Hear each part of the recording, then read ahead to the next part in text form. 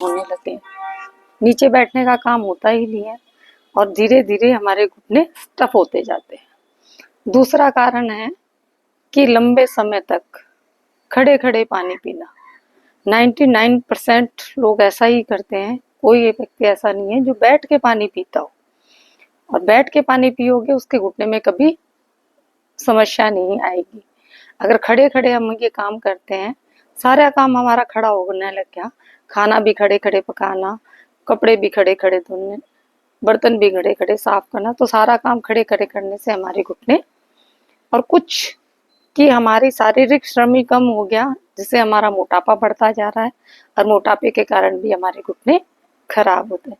एक सरल सा अभ्यास तो एक आप ये कर सकते हैं, दोनों पैरों को फैला ले, इसको यहाँ खुले करें, फिर वापस छोड़े, पैरों को फैलाएं, जोड़े, सांस भरें, सांस छोड़े, सांस भरें, सांस छोड़े।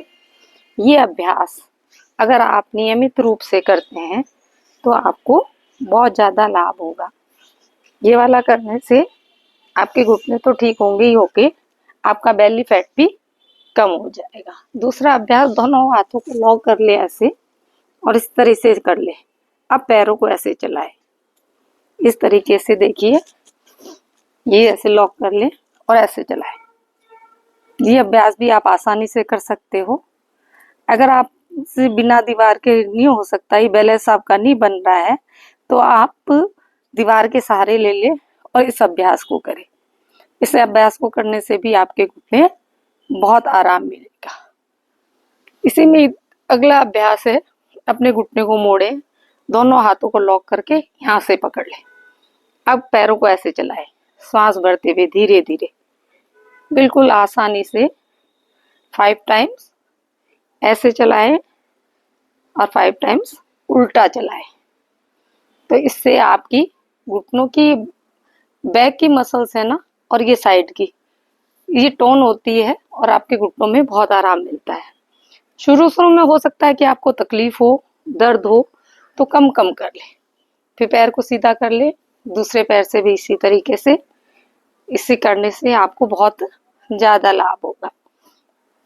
नियमित रूप से करें। जिसके भी घुटनों की समस्या है वो अपने खान पान पर जरूर ध्यान रखें। एक तो अपना बासी भोजन कभी नहीं करें, और ये बटरफ्लाई करने से भी आपको घुटनों में आराम मिलेगा। तो खान पान का जरूर विशेष ध्यान रखें। खट्टा नहीं खाएं, मीठा नहीं खाएं, ठंडा नहीं खाएं, इसका तो बिल्कुल ही त्याग कर दें। और गरिष्ठ भोजन जिसमें होता है छोले, राजमा, चावल, आलू,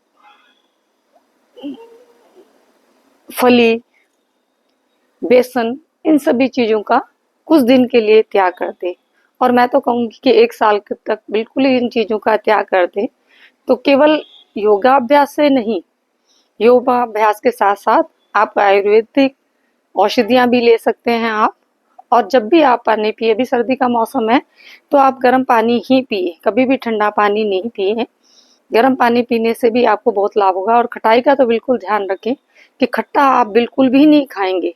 अगर आप खट्टा खाते हैं तो जो भी आप औषधि लेते हैं उसका भी कोई मतलब नहीं है, और जितने आप व्यायाम करते हैं उसका भी कोई मतलब नहीं है।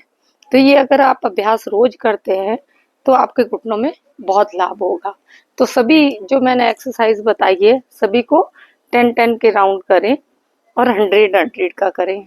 तीनों एक्सरसाइज आप ऐसे करेंगे। एक एक्सरसाइज हो रहा है बिल्कुल ही आराम से, जब भी आप बिस्तर से उठते हो सुबह, ये एक्सरसाइज आप बिस्तर पे बैठे बैठे ही, जब उठते हो, उठते ही आपको नीचे नहीं उतरना चाहिए, अपने बेड पे बैठे बैठे ही पैरों को सीधा करें, पूरा आगे दबाएं, अपनी तरफ खींचे, 10-10 सेकेंड तक होल्ड करके रखें। हाथ को आप नीचे रख सकते हैं, सांस भरते हुए अपनी तरफ मोड़े, सांस छोड़ते हुए नीचे करें, फिर अपने पैरों को गोल घुमाएं। इससे क्या होगा कि आपका ब्लड का सर्कुलेशन अच्छा होगा, और आपके जो सुबह सुबह उठते हो तो आपके पैर भी सुन्न हो जाते हैं, अंगुलियां भी सुन्न हो जाती है। क्यों क्यों हो जाती है? क्योंकि ब्लड का सर्कुलेशन आपका रुक जाता है। इसलिए पूरी बॉडी को आप ऐसे गर्म कर सकते हैं। इस तरीके से 100 टाइम तो घुमाए लें। फिर धीरे धीरे पैर को मोड़े, सांस भरते हुए सांस छोड़ते हुए, एड़ी को रगड़ना है ऐसे। इसको भी आप 100 टाइम कर सकते हैं। तो ये सारे अभ्यास अगर आप करते हैं तो घुटनों में बहुत ज़्यादा लाभ होगा। इसके अलावा आप मेथी का पानी, सुबह सुबह मेथी का पानी पिएं तो उससे भी आपको बहुत फायदा हो।